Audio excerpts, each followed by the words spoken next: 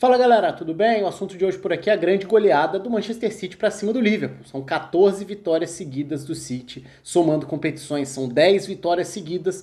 Na Premier League o City é líder, é uma temporada diferente, uma temporada atípica, várias vezes a gente já falou aqui sobre as oscilações dos times. Então quando o Liverpool, por exemplo, assumiu a liderança da tabela, parecia que era um time que poderia assumir para não largar, para não bobear como os líderes anteriores bobeavam na temporada. Não foi o que aconteceu, o Liverpool tem tropeçado. No momento, o City é líder e já com uma vantagem, inclusive, no topo da tabela, muito por conta dessa sequência. E aí, quando a gente fala dessa sequência, é natural falar sobre um crescimento defensivo, uma solidez defensiva, passa pelo Rúben Dias, mas passa também por uma questão coletiva mesmo, e sobre alguns outros personagens que acho que são muito importantes.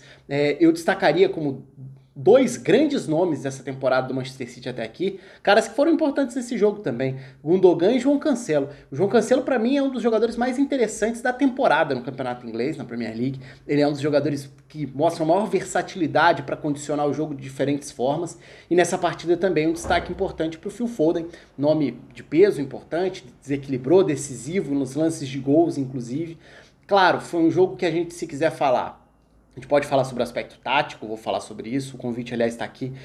Se inscreva aqui no canal, é só clicar aqui embaixo, ativa o sininho da notificação, deixa aí a curtida no vídeo e o seu comentário também, quais foram os principais fatores desse resultado, se a goleada te surpreendeu, se você imagina o encaminhamento de uma Premier League com o City realmente no topo, quero saber a opinião de vocês. Então dá pra gente falar sobre o aspecto tático, vou entrar já no campinho, dá também pra gente falar sobre alguns dos personagens do jogo, e acho que é sim um jogo que é muito encaminhado, né? O encaminhamento da vitória do City tem muito a ver com a infelicidade das falhas do Alisson, né? Então o Alisson acabou falhando feio, com 2 erros de saída de bola, indo mal com os pés e iniciando 2 gols do City no momento em que o jogo estava igual, no momento em que o jogo estava empatado, inclusive. Então do 1-1 para o 3-1 são 2 falhas feias do Alisson na saída de bola com os pés. E isso significa o City aproveitando essas bolas recuperadas no campo de ataque, uma delas ali dentro da área mesmo, a outra, e com o Phil Foden esperto também na outra, né, para levar para o fundo, fazer a jogada que viraria o gol também. O Phil Foden que já tinha aparecido no lance do primeiro gol e que ainda apareceria no quarto com um golaço. Então foi um jogador crucial ao longo dessa construção, desses 90 minutos, dessa grande vitória do Manchester City. Mas aí, se a gente for falar de aspectos táticos, não necessariamente a gente até vai entrar no encaminhamento da vitória, porque, como eu falei, foi uma vitória importante, de peso, uma goleada, que tem questões que fogem de uma lógica estratégica. Por quê? Porque os gols saíram de erros individuais, saíram de falhas, que são lances alheios, né? Muitas vezes não tem muita relação, não existe essa ligação direta entre a falha individual nesse caso e exatamente o duelo das estratégias. Nem por isso o duelo das estratégias deixa de ser interessante ou fica menos importante por causa disso. Ele pode não ter sido preponderante para a construção do resultado em si. E foi um jogo que teve momentos muito diferentes. Para mim, a parte mais interessante até foi o início do jogo, embora os gols tenham saído no segundo tempo, né? No primeiro tempo o Gundogan chega a perder o pênalti também, mas o que é interessante aí é aquele resgate que eu sempre faço, toda vez que a gente fala sobre duelos entre Klopp e Guardiola, eu lembro que tem uma historinha sendo escrita desde lá de trás e que um técnico contra o outro sabe que tem sempre uma bagagem dos jogos anteriores e esses ajustes. Então eu sempre fico muito de olho em como vão ser os mecanismos, as estruturas, tanto de saída de bola do Guardiola quanto de pressão do Klopp no Liverpool. Então, o princípio do jogo passa muito por aí. E a gente viu um City que tinha à direita o João Cancelo como esse lateral pela direita, o Zinchenko na esquerda, Stones e Rúben Dias formando a dupla de zaga, o meio campo com Rodri, aí Gundogan e Bernardo à direita, o Gundogan à esquerda, com o Mahrez como ponta pela direita, Phil Foden como o 9, né, jogando mais solto, ali como um falso 9, e o Sterling na ponta esquerda. Essa era a estrutura do Manchester City, do outro lado o Liverpool jogando com os 2 volantes na zaga, né, Henderson e Fabinho, já não é bem uma novidade, mas não deixa de ser uma dupla de zaga formada por volantes. Alexander-Arnold na direita, com Robertson à esquerda, aí o meio-campo com Wijnaldum como esse meio-campista centralizado, muitas vezes o mais recuado deles, com Curtis Jones e Thiago se alternando cada hora por um dos lados, né? Um à direita, outro à esquerda, eles inverteram várias vezes dentro do jogo, até a estrutura que eu vou mostrar aqui vai partir da ideia de um lado, outro do outro, mas não era estático, né? Eles ficaram invertendo, e aí, claro, à frente, Salah, Firmino e Mané. Mas e a estrutura de saída de bola? Onde começava a ficar interessante esse tabuleiro aí? Começava muito a partir da saída de bola do City, como eu falei. Então, o que seria um ponto de partida aqui? o Firmino vai tentar reduzir, limitar a participação, cercar a opção de passe para o Rodri, que é esse motorzinho do meio campo, né? Esse meio campista que dita a saída de bola. Então aí já tem algo importante. Firmino tentando fechar a saída do Rodri.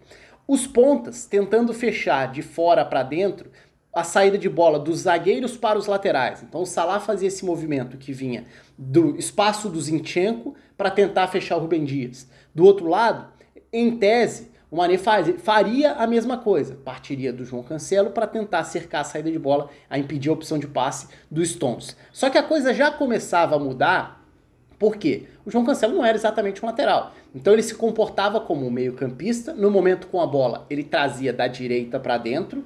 E aí ficava meio que lado a lado com o Rodri. Isso já gerava uma questão aí. Ok, o Salah tá lá do outro lado, tá ocupado com a função inicial dele. Mas e o Mané? O Mané vai centralizar, porque se ele não centralizar, se ele ficar bem aberto por ali, para impedir a saída de bola, já não tem mais o João Cancelo ali. E aí ele vai deixar por dentro o João Cancelo e Rodri contra o Firmino. Tem uma vantagem para o Manchester City para iniciar essa saída de bola e romper essa primeira tentativa de pressão. Se o Mané centralizar, vai ficar aberto aquele lado do campo. Ok, mano, tem lateral ali. E aí quem vai fazer essa saída por ali? Então a gente começa a ver no jogo, muitas vezes, o Stones bem aberto pelo lado direito, sem ter exatamente um lateral por ali, porque o lateral estava por dentro, ao lado do Rodri. E o Mané, muitas vezes, por dentro, tentando fechar essa opção de passe para o João Cancelo. Só que aí qual que era a questão? O Stones passa a ter tranquilidade para fazer a saída de bola. Quem vai vir marcar o Stones se não tem um ponta para iniciar essa pressão por ali, se ele está preocupado com o lateral que está por dentro? Vai ser o volante aberto? Vai ser o lateral? Não pode ser o lateral, porque se o Robertson saltar, subir para fazer essa pressão, o Mahrez está bem espetado ali como esse ponta.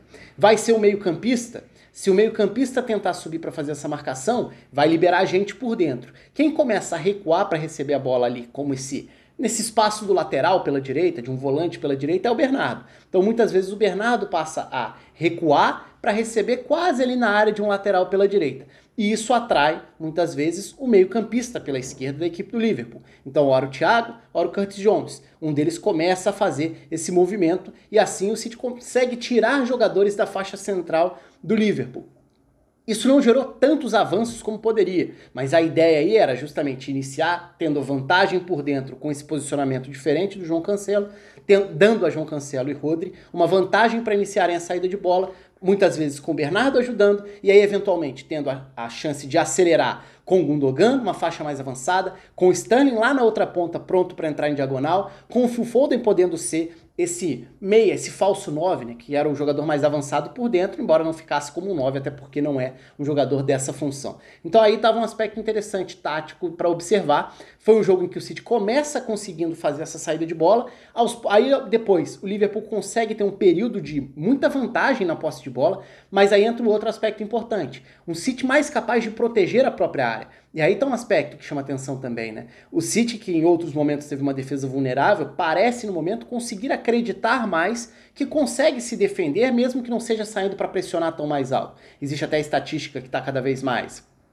popularizada aí, que é o PPDA, né? Traduzindo aí a sigla em inglês, mas seria o número de passes, de ações, o número de passes do adversário por ação defensiva, que é uma forma, uma tentativa de encontrar uma medida para a intensidade de marcação, para a pressão que você exerce. E o City não tem sido o time que pressiona mais ou que pressiona mais alto nesse momento, mas parece ser um time mais confortável e mais confiante em defender a própria área. Isso também tem a ver com o crescimento da defesa, com Stones e Rúben Dias formando uma dupla que tem dado certo nas últimas semanas. Então, no período de maior posse de bola do Liverpool, o que a gente viu foi também uma dificuldade para encontrar velocidade para acelerar e acionar os homens de frente, já que é um Liverpool que tantas e tantas vezes nesses duelos com o City se caracterizava por ser um time preparado para roubar, acelerar nas transições e castigar. Dessa vez não teve muita chance para isso. O que começa a aparecer como alternativa? Jogo pelos lados. E aí o Alexander-Arnold chega a achar uns 2, 3 bons cruzamentos, em um deles até o Mané consegue se antecipar o João Cancelo e finaliza para fora. foi uma das principais chances ali do Liverpool ainda na primeira etapa. Então o Liverpool consegue até ter o controle da posse de bola num recorte ali de parte do primeiro tempo, sem deixar que o City saísse jogando, mas também não chegou a incomodar tanto assim, de fato, o gol do Ederson, a criar chances tão claras, porque não tinha muita aceleração a partir dos três homens de frente. E o Thiago, que é um jogador que dá uma outra característica ao meio-campo, até tentava fazer essa distribuição, mas também não conseguiu encontrar tantos passes infiltrando, abrindo a defesa por dentro, e sim para direcionar os lados do ataque, tentar explorar os laterais. No segundo tempo, até curiosamente, né, primeiro, né, se a gente for olhar, o primeiro gol tem a participação do Phil Foden, que eu falei, né, ele acaba participando diretamente de 3 dos gols, e logo quando sai ali, quando saem as falhas do Alisson, no momento em que vai encaminhando a vitória para o Manchester City, tinha mudança já da entrada do Gabriel Jesus, empurrando, deslocando o Phil Foden para o lado direito, que acabou sendo fundamental porque 2 desses lances no fim da partida, ou na construção da goleada, saem justamente de recuperações de bola ou de acelerações, né, cada um de um jeito, pelo lado direito, com o Phil Foden entrando em diagonal, que também é outro aspecto bem legal da gente citar aqui. A capacidade que o Foden vai mostrando de se destacar em diferentes funções. Pode ser como meio-campista, pode ser como ponta pela esquerda, pode ser como ponta pela direita, eventualmente pode até ser como esse jogador mais solto por dentro. No segundo tempo, o City até mudou um pouco a forma com que o meio-campo marcava, né? Deixando mais claramente o Bernardo Silva ao lado do Phil Foden na volta para a segunda etapa, à frente de uma segunda linha com 4. Então foi um City que nem sempre fez questão de pressionar, e em alguns momentos até optou por marcar mais recuado, conseguiu em parte do jogo proteger, em boa parte do jogo, proteger a própria área. O gol do Liverpool sai de uma escapada, de um passe em profundidade, é verdade, mas basicamente de um erro, né, de uma leitura errada, na verdade de uma execução errada, a leitura nem foi errada, mas o toque na bola foi ruim do Rúben Dias, o que acabou dando sequência à jogada, ele comete pênalti no Salah, um pênalti indiscutível. Então foi uma falha individual que permitiu ao Liverpool uma chance de acelerar a ponto de provocar um pênalti e fazer o gol, porque no resto do cenário do jogo, o City na maior parte do tempo estava protegendo melhor a sua defesa. É uma outra característica, um outro perfil de City do Guardiola, diferente da maior parte do que a gente viu nesses últimos anos, mas que vai se mostrando muito competitivo e competente nessas últimas semanas. Eu acho que ainda é cedo pra gente falar em, já tá com a mão na taça, coisa do tipo. Tem muito campeonato pela frente e a gente viu como essa temporada tem sido uma temporada atípica de muita oscilação. Agora, 10 vitórias seguidas, 14 rodadas seguidas sem perder, esses são números muito expressivos, muito relevantes para esse momento do Manchester City, que é líder do campeonato e que conseguiu uma grandíssima vitória diante do Liverpool, batendo por 4-1, ainda que tenha sido a partir de falhas individuais, da infelicidade do Alisson, não importa. Pode nem ter sido o jogo mais criativo do City. Não foi um jogo tão aberto de chances para os dois lados, mas foi um resultado expressivo e uma vitória importante do líder do campeonato. Conta aí com os comentários de vocês, um abraço para todo mundo, até a próxima.